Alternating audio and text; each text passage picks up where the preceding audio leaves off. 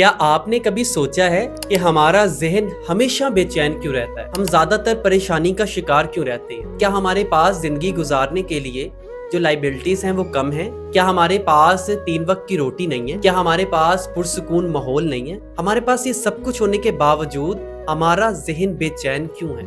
اس کی 2 وجوہات ہیں۔ نمبر 1، ہماری لامتناہی خواہشات جو کبھی ختم نہیں ہوتی، اور اس کی دوسری سب سے بڑی وجہ دوسروں کے ساتھ اپنا کمپیریزن ہے۔ اس دنیا میں کسی بھی انسان کو اپنی مرضی کی زندگی نہیں ملتی، وہ چاہے ملینئر ہو، وہ چاہے بلینئر ہو، کسی کو بھی اپنی مرضی کی زندگی نہیں ملتی۔ کچھ کمیاں ہر انسان کو دی جاتی ہیں تاکہ ہم ایک دوسرے کے ساتھ مل کے کام کریں، لیکن آج ہم ایک نفسیاتی عارضے کا شکار ہیں، اس کو کمپیریزن کہتے ہیں۔ آج ہم نے اپنی زندگی کی بہت سی سہولیات کو نکارا سمجھ لی، ہم نے اپنی زندگی میں آنے والے شخص کو کم آنک لیا کیونکہ ہم دوسروں کی زندگیوں میں جھانکتے ہیں۔ میں آپ کو ایک چیز صاف کر دوں، اگر آج آپ دوسرے انسان کو اپنے سے زیادہ خوش سمجھتے ہیں تو ایک دن کے لیے اس کی زندگی جی کے دیکھ، لیکن یہ ممکن نہیں ہے۔ آج اللہ نے آپ کو جتنا دیا اس پہ شکر ادا کر کے دیکھیں۔ کمپیریزن کبھی بھی آپ کو کامیاب نہیں بناتا، کمپیریزن آپ کو ایک حاسد بناتا ہے، اور حاسد انسان